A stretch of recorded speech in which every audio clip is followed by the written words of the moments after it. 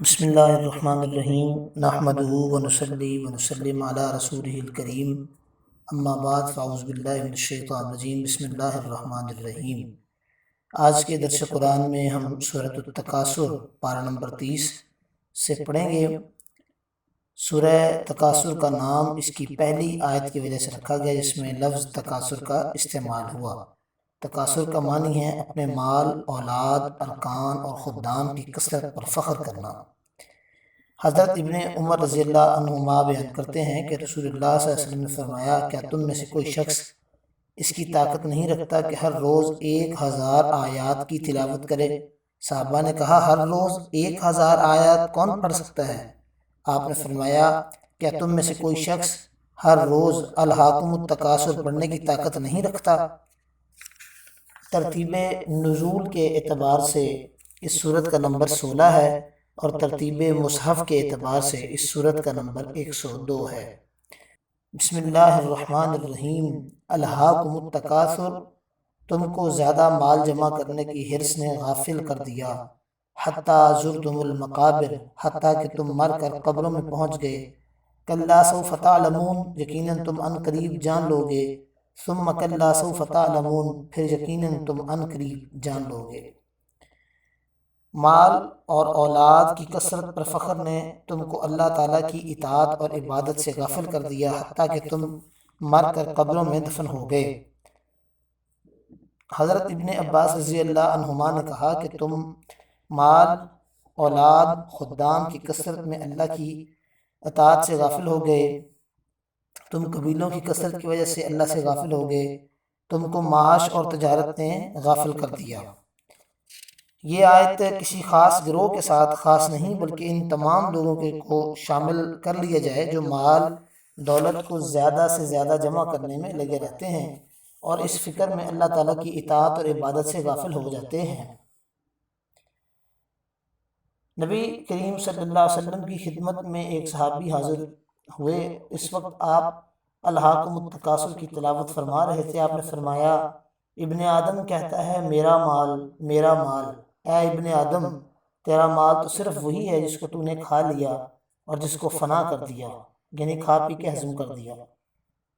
تو نے جس کو پہن لیا پھر اس کو بوسیدہ کر دیا، یعنی کپڑے خریدے پہنے اور اس کو بعد پہن کے اس کو بوسیدہ کر دیا۔ تو نے اس کا صدقہ کر کے اس کو ختم کر دیا۔ حضرت انس بن مالک رضی اللہ عنہ بیان کیا کہ رسول اللہ صلی اللہ علیہ وسلم نے فرمایا، اگر ابن آدم کے پاس سونے کی ایک وادی ہو تو وہ چاہے گا کہ اس کے پاس ایک اور وادی ہو، یعنی 2 وادیاں ہوں۔ اس کا منہ مٹی کے سوا ہرگز نہیں بھرے گا، یعنی وہ قبر تک جب تک نہیں جائے گا اس کی یہ خواہش پوری نہیں ہوگی بلکہ یہ بڑھتی جائے گی، اور جو توبہ کرے اللہ تعالیٰ اس کی توبہ قبول فرما لیتا ہے۔ حضرت عبداللہ بن مسعود رضی اللہ عنہ بیان کرتے ہیں کہ نبی صلی اللہ علیہ وسلم نے فرمایا، صرف 2 آدمیوں پر رشک کرنا مستحسن ہے، ایک وہ شخص جس کو اللہ تعالیٰ نے مال دیا ہو اور وہ اس حق کے راستے میں خرچ کرے، اور دوسرا وہ شخص جس کو اللہ تعالیٰ نے علم دیا ہو اور وہ اس علم کے مطابق فیصلہ بھی کرے اور لوگوں کو اس علم کی تعلیم بھی دے۔ اسی طرح اولاد میں کثرت اگر صرف اپنی ذاتی نسل بڑھانے کے لیے ہو تو یہ مستحسن نہیں ہے، اور اگر رسول اللہ صلی اللہ علیہ وسلم کی امت میں اضافہ کے لیے مطلوب ہو تو یہ مستحسن ہے۔ حضرت مقال بن یسار رضی اللہ عنہ بیان کرتے ہیں کہ ایک شخص نبی صلی اللہ علیہ وسلم کے پاس آیا اور کہنے لگا، مجھے ایک ایسی عورت ملی جس کا خاندان بھی اچھا ہے، بہت خوبصورت بھی ہے، اس کی اولاد نہیں ہوتی، کیا میں اس سے نکاح کر لوں؟ آپ نے فرمایا نہیں۔ وہ پھر دوسری بار آیا، آپ نے فرمایا نہیں۔ پھر تیسری بار آیا تو آپ نے فرمایا، اس عورت سے شادی کرو جو محبت کرنے والی ہو اور زیادہ بچے پیدا کرنے والی ہو، کیونکہ میں تمہاری کثرت کی وجہ سے دوسری امتوں پر فخر کروں گا۔ اس سورہ مبارکہ کی شرح میں قبروں کی زیارت کے بارے میں بڑا ایک اہم بیان ہے، وہ سماعت فرما لیجئے۔ یاد رکھیے کہ اسلام کے شروع میں قبروں پر جانے سے منع کر دیا گیا تھا۔ اس کی وجہ کیا تھی وہ سماعت فرمائیے۔ اس وقت بتوں کی عبادت اور قبروں پر سجدہ کرنے کا رواج قریب تھا اور لوگ نئے نئے اس عہد سے نکلے تھے، اور جب لوگوں کے دلوں میں اسلام مستحکم اور قوی ہو گیا اور قبروں کی عبادت کرنے اور ان کی طرف منہ کر کے نماز پڑھنے کا خطرہ نہیں رہا تو آپ نے قبروں کی زیارت کی ممانعت کو منسوخ کر دیا۔ بلکہ قبروں کی زیارت کرنے کا حکم دیا، کیونکہ اس سے آخرت کی یاد آتی ہے اور دنیا سے بے رغبتی ہوتی ہے۔ اور طاؤس سے منقول ہے کہ دفن کے بعد لوگ 7 دن تک قبر سے جدا نہ ہونے کو مستحب قرار دیتے ہیں، کیونکہ مردوں سے قبروں میں 7 دن حساب اور آزمائش ہوتی رہتی ہے۔ عورتوں کا قبروں کی زیارت کرنا مکروہ ہے، بلکہ اس زمانے میں حرام ہے۔ خصوصاً شہر کی عورتوں کا جانا حرام ہے، کیونکہ وہ بطور فتنہ اور فساد نکلتی ہیں، یعنی بہت زیادہ خوشبو لگا کر، پرفیوم لگا کر، میک اپ کر کے، اور راستے میں آنے جانے والے مرد ان کو دیکھتے ہیں اور ان کی طرف متوجہ ہوتے ہیں۔ زیارت قبور کی اجازت تو صرف اس لیے دی گئی تھی کہ لوگ آخرت کو یاد کریں، ماضی کی بدعمالیوں پر غور کر کے ان سے توبہ کریں اور دنیا سے دل نہ لگائیں، بلکہ اب تو معاملہ اور ہے، اور ہمارے یہاں پر تو جو حالات ہیں وہ بہت ہی گمبھیر ہو چکے ہیں۔ پھر اسی طرح یاد رکھیے کہ ان 4 آیات میں جو ہمارے لیے حکم ہے، جو آج کا سبق ہے، وہ یہ ہے کہ مال کی کثرت جو ہے، اولاد کی جو کثرت ہے، وہ اس کو گن گن کے رکھنا، جوڑ جوڑ کے رکھنا۔ پھر اللہ نے ساتھ کہا کہ تم اتنا جوڑتے رہو گے، اتنا جوڑتے رہو گے، تمہاری یہ خواہش کبھی پوری نہیں ہوگی، اور یہاں تک کہ آپ قبروں میں چلے جاؤ گے، اور قبروں میں جاتے ہی آپ کو اس بات کا یقین آ جائے گا کہ جو میں بات کہتا تھا، جو اللہ اور اللہ کا رسول بات کہتا تھا، وہ صحیح تھی۔ کہ جب منکر نکیر سوال کریں گے تو آپ کو دوبارہ زندہ ہونے پر یقین آ جائے گا، پھر آپ کو سمجھ آئے گی کہ یہ کیا ہے۔ اس میں سبق یہ ہے کہ ہم نے اگر مال جمع کرنا ہے تو اللہ کی راہ میں خرچ کرنا ہے، حقوق العباد کا خیال رکھنا ہے، اور اپنی بدعمالیوں پر غور کر کے ان سے توبہ کرنی ہے، اور آنے والے وقت میں آخرت کی تیاری کرنی ہے۔ خواتین نے قبروں پر نہیں جانا، کیونکہ یہ فقہ حنفیہ کے مطابق مکروہ بلکہ اب حرام ہے، اور اس کی خاص وجہ یہ ہے کہ آج کل کے معاشرے میں بھی ہمیں قبروں پر زیارتوں کے نام پر سجدے ہوتے ہوئے نظر آتے ہیں، جو صریحاً گمراہی ہے، گناہ ہے، اور شریعت میں منع ہے۔ کوئی بھی مسلک اس بات کی اجازت نہیں دیتا کہ قبروں کو سجدہ کیا جائے۔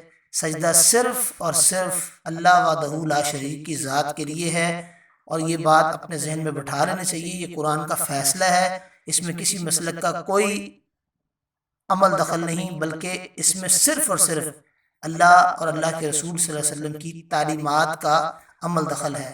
اللہ سے دعا ہے کہ اللہ ہمیں ان سب چیزوں سے محفوظ فرمائے، اور خاص طور پر جو 10 محرم والے دن بر صغیر ایشیا میں جو رواج ہے قبروں پر جانے کا، اور خاص طور پر خواتین کے جانے کا، اور وہاں پہ جا کے یاسین پڑھنے کا یا کوئی بھی ذکر اذکار کرنے کا، تو آپ دیکھ رہے ہوتے ہیں کہ انہوں نے کس طرح تیاری کر کے جاتے ہیں، جو فتنہ اور فساد کی شکل ہے۔ اس لیے اس کو منع کیا گیا ہے۔ اللہ سے دعا ہے کہ اللہ تعالی ہمیں ان باتوں پر عمل کرنے کی توفیق عطا فرمائے۔ بسم اللہ الرحمن الرحیم۔ کلا لو تعلمون علم الیقین، ہرگز نہیں، کاش تم علم یقین کے ساتھ اپنا انجام جان لیتے۔ لَتَرَوُنَّ الْجَحِيمَ، بے شک تم ضرور دوزخ کو دیکھو گے۔ ثُمَّ لَتَرَوُنَّهَا عَيْنَ الْيَقِينِ، پھر تم ضرور عین الیقین کے ساتھ دوزخ کو دیکھو گے۔ ثُمَّ لَتُسْأَلُنَّ يَوْمَئِذٍ عَنِ النَّعِيمِ، پھر تم سے ضرور اس دن نعمتوں کے متعلق پوچھا جائے گا۔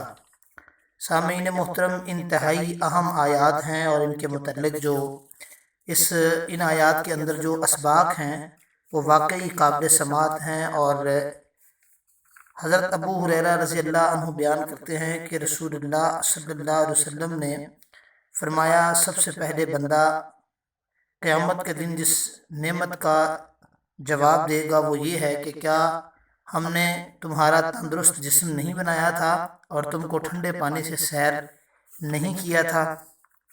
آیت نمبر 5 کے اندر اللہ تعالیٰ نے ارشاد فرمایا، ہرگز نہیں، کاش تم علم یقین کے ساتھ اپنا انجام جان لیتے۔ یقین 3 طرح کے ہوتے ہیں، علم الیقین، عین الیقین اور حق الیقین۔ یہ کیا ہیں؟ اس آیت کا معنی یہ ہے کہ تم مال کی کثرت پر فخر نہ کرو، کیونکہ تم کو اس فخر کرنے پر آخرت میں عذاب دیا جائے گا۔ اور یہ جو فرمایا ہے کہ کاش تم علم الیقین کے ساتھ اپنا انجام جان لیتے، یعنی اگر آج تم آخرت میں اپنے عذاب کو جان لیتے تو مال و دولت پر فخر کرنا چھوڑ دیتے۔ کسی خبر کو سن کر یا دلائل میں غور و فکر کرنے سے یقین حاصل ہو، اس کو علم الیقین کہتے ہیں۔ یعنی ایسا یقین جو ریسرچ کرنے کے بعد ہے اسے علم الیقین کہتے ہیں۔ کسی چیز کو دیکھ کر جو یقین آئے اس کو عین الیقین کہتے ہیں، کیونکہ عین یہ نون عین الیقین، عین کہتے ہیں عربی میں آنکھوں کو، یعنی آنکھوں سے دیکھ کے یقین آیا، اور تجربہ سے جو یقین حاصل ہو اس کو حق الیقین کہتے ہیں۔ مثال کے طور پر ہم سب جو سیدنا محمد صلی اللہ علیہ وسلم کی نبوت پر یقین ہے وہ علم الیقین ہے، کیونکہ وہ ہمیں علم سے حاصل ہوا، اور صحابہ کرام جو آپ کی نبوت پر یقین تھا وہ عین الیقین تھا، کیونکہ انہوں نے آپ کو اپنی آنکھوں سے دیکھا تھا، اور آپ کو خود جو اپنی نبوت پر یقین تھا وہ حق الیقین تھا۔ اور اس طرح یہ تینوں قسمیں آپ کو بیان کر دی گئی ہیں۔ دوزخ کو دیکھنا کفار کے ساتھ خاص ہے یا مومنین کے ساتھ خاص ہے؟ اسی صورت کی آیت نمبر 6 اور 7 میں کہا کہ بے شک تم ضرور دوزخ کو دیکھو گے، پھر تم ضرور عین الیقین کے ساتھ دوزخ کو دیکھو گے، جیسے میں نے پہلے عرض کیا کہ عین الیقین آنکھوں سے دیکھ کے یقین آئے۔ ایک قول یہ ہے کہ یہ آیتیں کفار کے ساتھ مخصوص ہیں، وہ آخرت میں ضرور دوزخ کو دیکھیں گے کیونکہ وہ ساری زندگی دوزخ کو جھٹلاتے رہے ہیں، لیکن یہ آیتیں مومنین اور کفار دونوں کے لیے عام بھی ہیں، کیونکہ مومنین بھی قیامت کے دن دوزخ کو دیکھیں گے۔ مومن کا دوزخ سے گزر ہوگا سو وہ اس کی گزرگاہ ہے، اور کافر کا ٹھکانہ ہے، وہ وہیں رہے گا۔ حدیث میں ہے کہ حضرت ابو سعید خدری رضی اللہ عنہ سے ایک طویل حدیث مروی ہے جس کا لب لباب یہ ہے کہ کچھ لوگ دوزخ کے اوپر پل بنے ہوئے پر سے پلک جھپکنے میں کچھ بجلی کی طرح، کچھ آندھی کی طرح، بعض تیز رفتار گھوڑوں کی طرح، بعض اونٹوں کی طرح، اور بعض صحیح سلامت نجات پانے والے پالوں کی طرح، اور بعض جہنم کی آگ سے جھلس کر بچ نکلنے والوں کی طرح سے گزر جائیں گے۔ یہ ایک حدیث طویل ہے جس کے متعلق پھر کبھی بات ہوگی۔ اسی صورت کی آیت نمبر 8 میں جو ارشاد فرمایا گیا پھر تم سے ضرور اس دن نعمتوں کے متعلق سوال کیا جائے گا، یہ بڑا اہم بات ہے۔ اس آیت میں بھی کفار سے خطاب ہے ظاہراً، یعنی جو کفار مال و دولت پر فخر کرتے تھے ان کے دوزخ میں داخل ہونے کے بعد ان سے کہا جائے گا کہ چونکہ تم نے اللہ کی نعمتوں کا شکر ادا نہیں کیا اس لیے تم کو یہ عذاب ہو رہا ہے، اور یہ بھی ہو سکتا ہے کہ ان سے حساب کے وقت نعمتوں کے متعلق سوال کیا جائے کہ کیا تم نے ان نعمتوں کا شکر ادا کیا تھا۔ کافروں سے سوال ہو تو اس کا معنی یہ ہے کہ اللہ تعالیٰ نے تم کو یہ نعمت عطا فرمائی لیکن تم اللہ کی توحید پر ایمان نہیں لائے اور اس کے رسولوں کا انکار کیا، یعنی نبی کریم صلی اللہ علیہ وسلم کا انکار کیا اور اس کے پیغام کو قبول نہیں کیا۔ اور اگر یہ سوال مومنین سے ہو تو اس کا مطلب یہ ہوگا کہ جو نعمتیں تمہیں عطا کی تھیں تو تم نے تو اس کا بھی حق ادا نہیں کیا، اب جو تمہیں جنت عطا کی جا رہی ہے یہ محض اللہ کا فضل ہے، ورنہ ان کے نیک اعمال تو ان نعمتوں کے شکر کے لیے بھی کافی نہ تھے۔ اس کے بعد کچھ احادیث سنیے جن کے متعلق سوال کیا جائے گا قیامت کے دن۔ حضرت ابن مسعود رضی اللہ عنہ بیان کیا ہے کہ جن چیزوں پر سوال کیا جائے گا وہ ہیں امن اور صحت۔ سعید بن جبیر نے کہا صحت اور فراغت۔ حضرت ابن عباس رضی اللہ عنہما بیان کرتے ہیں کہ صحت اور فراغت کے بارے میں سوال ہوگا۔ سورہ بنی اسرائیل آیت نمبر 36 میں کہا گیا بے شک کان اور آنکھ اور دل ان میں سے ہر ایک کے متعلق سوال کیا جائے گا۔ حضرت عثمان بن عفان رضی اللہ عنہ بیان کرتے ہیں کہ رسول اللہ صلی اللہ علیہ وسلم نے فرمایا ابن آدم کا صرف ان چیزوں میں حق ہے، اس کی رہائش کا گھر ہو، وہ کپڑا جس سے اس کی شرمگاہ چھپ جائے، اور روٹی کا ٹکڑا اور پانی جس سے وہ اپنی بھوک مٹا لے۔ یہ وہ تمام نعمتیں ہیں جن کے متعلق سوال کیا جائے گا کہ بندہ نے ان کا شکر ادا کیا ہے یا نہیں۔ حضرت عبداللہ بن مسعود رضی اللہ عنہ بیان کرتے ہیں کہ نبی اکرم صلی اللہ علیہ وسلم نے فرمایا قیامت کے دن ابن آدم 2 قدم بھی نہیں چل سکے گا حتیٰ کہ اس سے 5 چیزوں کے متعلق سوال نہ کر لیا جائے۔ وہ کون سی ہیں؟ نمبر 1، اس نے اپنی عمر کن کاموں میں خرچ کی، اس نے اپنی جوانی کن کاموں میں گوائی، اس نے اپنا مال کہاں سے حاصل کیا، اس نے اپنا مال کن کاموں میں خرچ کیا، اس نے اپنے علم کے موافق کتنا عمل کیا۔